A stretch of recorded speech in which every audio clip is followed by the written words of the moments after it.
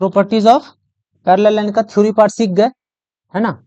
Theory part क्या कह रहा है, अल्टरनेट इंटीरियर एंगल बराबर होगा, कोरस्पोंडिंग एंगल्स बराबर होता है। तीन चीज याद रखना, क्या क्या याद रखना, तीन ही चीज याद रखना। अगर दो लाइन पैरेलल है, दो लाइन अगर पैरेलल है, तभी तुमको सिखाए अगर दो लाइन पैरेलल है, यहाँ पे ट्रांसवर्सल जा रहा है, अल्टरनेट इंटीरियर एंगल आपस में बराबर होगा। अल्टरनेट इंटीरियर, ये वाला एंगल 1 और ये वाला एंगल 2, एंगल 1 किसके बराबर हो जाएगा, एंगल 2 के बराबर। तो हम लोग लिख सकते हैं angle 1 is equal to angle 2। इसी तरह से अगर यहाँ पे एक एंगल ले लेते हैं 3 और यहाँ पे एक एंगल हो जाएगा 4, angle 3 is equal to angle 4 के बराबर हो जाएगा। ये कौन सा एंगल है, ये है आपका अल्टरनेट इंटीरियर एंगल। कौन सा एंगल है, अल्टरनेट इंटीरियर एंगल्स, ये बराबर होता है। फिर दूसरा प्रॉपर्टी बताया कोरस्पोंडिंग के बारे में, कोरस्पोंडिंग भी बराबर होता है। अगर कोरस्पोंडिंग की बात करोगे तो कोरस्पोंडिंग भी आपस में बराबर है। चलो कोरस्पोंडिंग में देख लेते हैं, एक लाइन के ऊपर तो दूसरी लाइन के भी ऊपर। अगर यहाँ पे हम लोग 4 की बात करें, इस लाइन के ऊपर है, इस लाइन के भी ऊपर एक ले लेंगे 5, एंगल 4 किसके बराबर हो जाएगा, एंगल 5 के बराबर। Angle 4 is equal to angle 5, एक पेयर हो गया कोरस्पोंडिंग का। तो कोरस्पोंडिंग का सारा पेयर आपस में बराबर होगा। इस तरह से अगर यहाँ पे एंगल 2 लेते हैं तो ये कोरस्पोंडिंग है किसके, इसके, क्या नाम रख दे, 6 नाम रख देते हैं। एंगल 2 कोरस्पोंडिंग है 6 के, तो बराबर हो जाएगा एंगल 6 के, दो पेयर हो गए। अगर यहाँ लाइन के नीचे हम लोग 1 ले लेते हैं, तो सेम साइड में इस लाइन के भी नीचे ले लेना, ठीक है। साथ या कुछ भी हो सकता, पोजीशन याद रखना, नाम तो कुछ भी रह सकता। एंगल 1 किसके बराबर हो जाएगा, तो एंगल 7 के बराबर हो जाएगा। फिर अपोजिट साइड चले जाओ, यहाँ पे एंगल 3 है, इसी साइड में लाइन के नीचे ले लेना यहाँ पे, चलो 8 नाम रख दिया इसका। एंगल 3 किसके बराबर हो जाएगा, एंगल 8 के बराबर। अब को इंटीरियर के बारे में बताए थे, को इंटीरियर के बारे में बताया, को इंटीरियर जो होता है वो सप्लीमेंट्री होता है। ये होता है सप्लीमेंट्री, सप्लीमेंट्री मतलब दो एंगल का सम 180 कर दिया।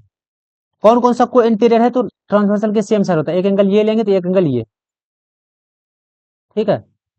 1 और 4 सप्लीमेंट्री पेयर है, सेम साइड का है। एंगल 1 प्लस एंगल 4 ये हो जाएगा 180 डिग्री। इसी तरह से एंगल 2 और एंगल 3 सेम साइड है, एंगल 2 या एंगल 3 प्लस एंगल 2 ये हो जाएगा 180 डिग्री। ये तीन प्रॉपर्टी याद रखना, इस तीन प्रॉपर्टी का यूज करके अब हम लोग करते हैं क्वेश्चंस। कैसे क्वेश्चन करते हैं, सपोज करो यहाँ पे दो पैरेलल लाइन दिया है, ठीक है। देखो ध्यान से, बहुत आसान क्वेश्चन कर रहे हैं। एक लाइन एम है और एक लाइन एन है, यहां से एक ट्रांसवर्सल पास किया, यहां से क्या पास किया, ट्रांसवर्सल पास किया, ठीक है। अब ये ट्रांसवर्सल, यहाँ पे तुमको एक एंगल दिया रहेगा, सपोज करते ये वाला एंगल तुमको दिया हुआ, ठीक है। ये वाला एंगल दिया हुआ 60 डिग्री, कितना दिया हुआ है, चलो ये एंगल दिया 60।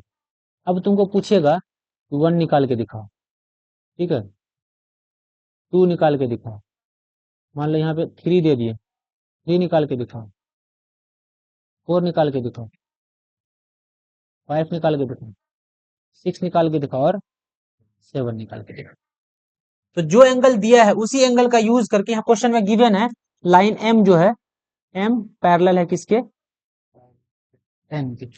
लाइन एम जो है एन के पैरेलल, इस केस में तुमको निकालना। कैसे निकलेगा, तो देखो ध्यान से, एंगल 6 दिया हुआ है, ये वाला एंगल और ये वाला एंगल, देखो तो दोनों कौन सा एंगल बना रहा, अल्टरनेट बना रहा है। यहां से हम लोग लिख सकते हैं angle 2 is equal to 60 degree. Reason क्या लिखेंगे, अल्टरनेट इंटीरियर एंगल्स। एंगल 2 किसके बराबर हुआ, 60 डिग्री बराबर हुआ। इसी तरह से अब ध्यान से देखो, ये वाला एंगल 1 और ये कौन सा पेयर बना रहा, को इंटीरियर है, एंगल 1 और ये 60 डिग्री मिला के को इंटीरियर बना रहा है। तो हम लोग लिख सकते हैं angle 1 plus 60 degree is equal to 180। Reason क्या लिखेंगे, रीजन लिखेंगे को इंटीरियर, कौन सा एंगल है, को इंटीरियर। समझ गए। एंगल 1 का वैल्यू यहाँ से अगर हम सॉल्व करें, एंगल 1 हो जाएगा 180, ये 60 इधर प्लस में है, उस साइड भेज देंगे तो माइनस में चला जाएगा।